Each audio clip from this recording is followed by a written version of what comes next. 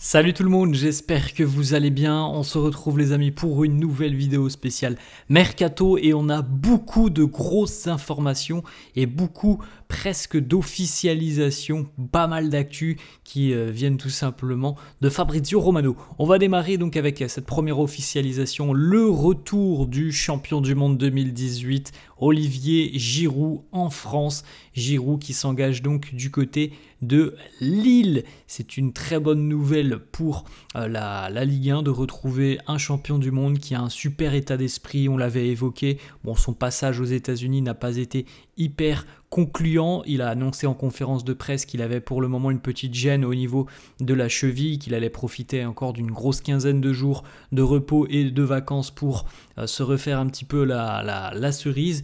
Et ça fait plaisir tout simplement de retrouver Olivier en France. On s'attend évidemment à ce qu'il apporte notamment toute son expérience dans le vestiaire lillois, et on lui souhaite aussi évidemment de marquer, parce que s'il vient c'est aussi pour marquer.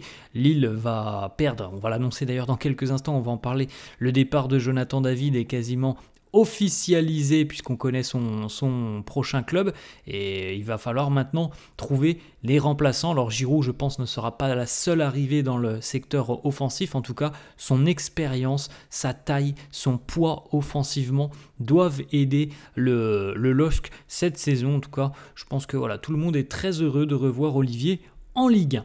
On continue les amis, on va du côté d'Everton. En Première Ligue, les Toffees d'Everton engagent l'attaquant français Tierno Barry, que vous avez pu suivre notamment lors de l'Euro U21 qui s'est terminé il y a une semaine.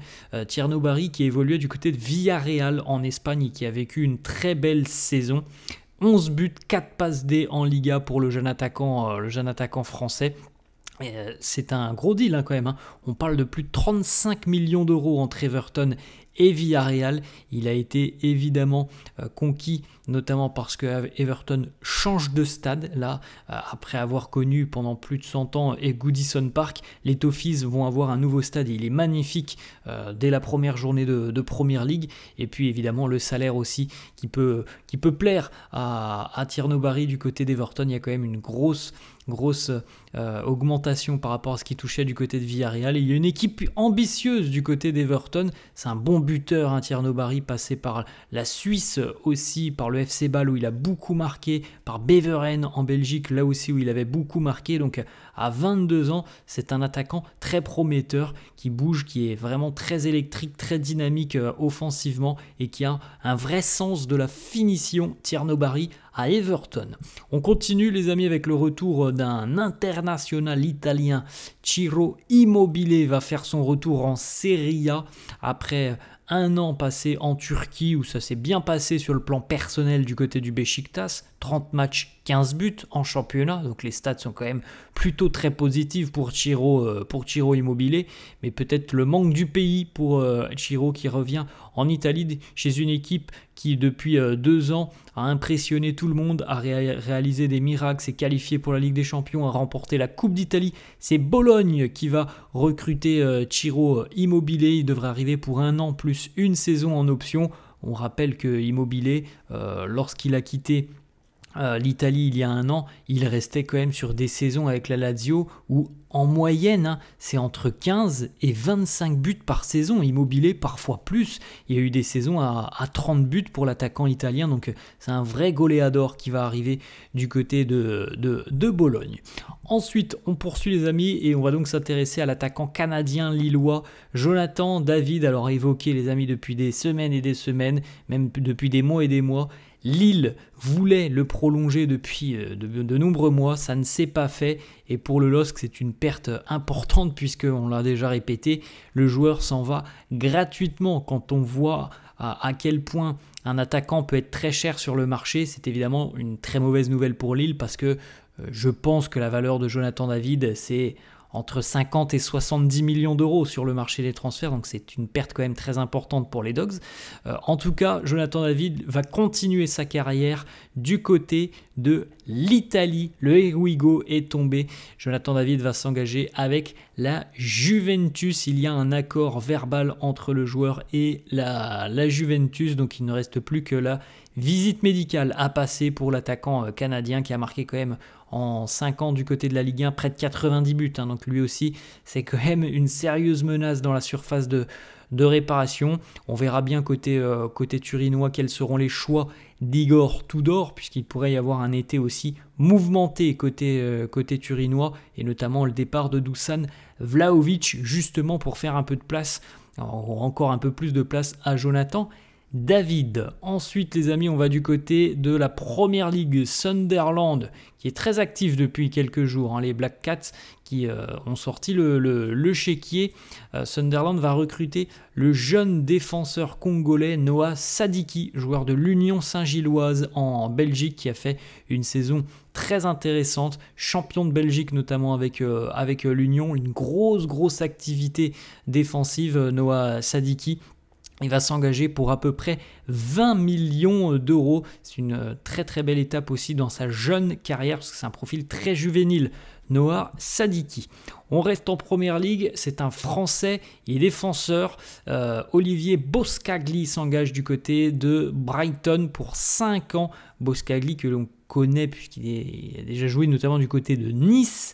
Et ça faisait quelques années maintenant qu'il était du côté des Pays-Bas, au PSV Eindhoven, un défenseur très intelligent, balle au pied, très bon relanceur, Olivier Boscagli, qui va arriver dans une équipe qui est très joueuse. Brighton, c'est quand même l'une des caractéristiques de cette équipe du sud de l'Angleterre, c'est que c'est une équipe qui propose en général du beau football, donc ça devrait correspondre aux attentes d'Olivier Boscagli. On enchaîne les amis, on va du côté d'Arsenal, on l'avait évoqué déjà il y a quelques jours. Eberechi Eze est très intéressé, il est très chaud à l'idée de rejoindre Arsenal. Il y a eu des contacts déjà depuis à peu près 5-6 jours maintenant, et Eberechi Eze a ouvert concrètement la porte à un départ de Palace. Il est très intéressé tout simplement par cette opportunité de rejoindre Arsenal et de gravir encore un échelon supérieur dans sa jeune carrière, pour lui qui est un joueur franchement qui fait frissonner. Il a des fulgurances, Eberechi Eze. Il est très intelligent dans son placement, dans sa vision du jeu. C'est quelqu'un qui est capable de marquer, qui délivre des passes décisives. Quelqu'un aussi qui, évidemment, techniquement, est très largement au-dessus de la moyenne. Donc, ça pourrait matcher parfaitement avec ce que recherche Mikel Arteta. Donc, affaire à suivre, parce que il y a un intérêt mutuel entre Arsenal et Palace et le joueur. Mais il faut aussi le dire, quand même, Palace ne demande pas un prix qui est très élevé au final, c'est entre 50 et 60 millions d'euros. Alors oui, c'est une somme, mais pour un joueur de ce profil, de cet âge-là, qui a encore une marge de progression, au final, c'est pas non plus une offre complètement démesurée. Donc affaire à suivre dans les prochains jours. Autre information les amis, je pense qu'on n'aura jamais autant parlé de Bologne qu'aujourd'hui. Bologne qui va recruter un autre attaquant, donc on l'a vu, l'arrivée de Ciro Immobile, et Bologne va rapatrier un attaquant italien qui a quitté l'Italie depuis 4 ans maintenant. Il était exilé du côté des États-Unis puisqu'il évoluait en MLS. Alors il évoluait dans la franchise canadienne de Toronto, mais il évoluait en MLS. C'est Federico Bernardeschi qui va revenir en Italie du côté de Bologne. Les discussions sont très avancées. C'était une cible déjà depuis une grosse quinzaine de jours du côté de Bologne. Il y a un accord mutuel entre le joueur pour notamment qu'il quitte la Major League Soccer et qu'il revienne en Italie. Il a 31 ans, Bernardeschi, passé 4 ans du côté de Toronto. Grosso modo, en MLS, c'est 90 matchs qu'il a passé en 4 ans pour à peu près 25 buts marqués. On se souvient de lui du côté de la Juventus, où il avait eu quelques difficultés avant de rejoindre donc les États-Unis. Ensuite, les amis, du côté du FC Barcelone, le Barça, et notamment Hansi Flick, aurait demandé 2 renforts. Alors, il y a le dossier Nico Williams, mais du côté de Hansi Flick, on voudrait 2 renforts dans le secteur défensif. C'est pas compliqué, un latéral gauche, un latéral droit. Du côté du Barça, on a coché le nom de quelqu'un qui est quand même extrêmement intéressant, qui a encore franchi un palier cette année du côté de l'Inter. c'est le piston hollandais Denzel Dumfries qui, entre guillemets les amis, est comparé un petit peu à Achraf Hakimi. Alors Achraf Hakimi c'est l'élite, mais Denzel Dumfries quand même, il fait vraiment de très bonnes choses du côté de l'Inter. Il a une clause libératoire jusqu'à la mi-juillet qui est à 25 millions d'euros, donc c'est quand même pas très élevé, même si on sait que pour le Barça c'est toujours particulier. En tout cas, voilà, c'est un joueur qui est très apprécié par Barcelone, très apprécié par Hansi Flick. 25 millions d'euros pour Dumfries, c'est quand même, j'ai l'impression pour moi, hein, c'est donné. Hein. Pour une équipe qui peut être intéressée, il faut y aller, il faut aller le chercher. Quelqu'un qui a une grosse activité, une grosse densité physique sur son côté, un vrai piston sur le côté, capable de marquer, de délivrer quelques passes D. Il est très costaud dans les duels, donc c'est vraiment un super profil Denzel Dumfries pour 25 millions d'euros. Le Barça est intéressé pour le moment. Le Barça n'a pas formulé d'offre auprès de l'Inter. Et dernière information les amis, on va aller du côté de l'Olympique de Marseille, l'OM qui réalise plutôt un mercato pour le moment intéressant, affaire à suivre, hein. Évidemment tout ça faudra le concrétiser sur le terrain.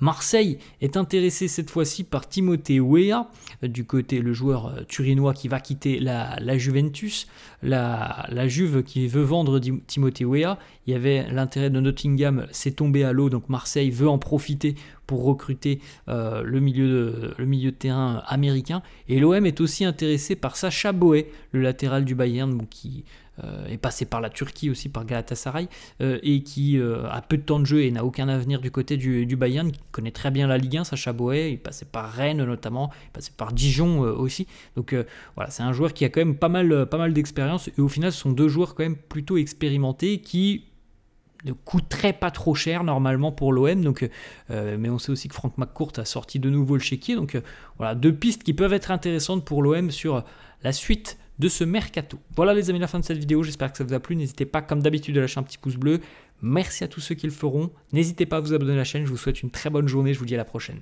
ciao.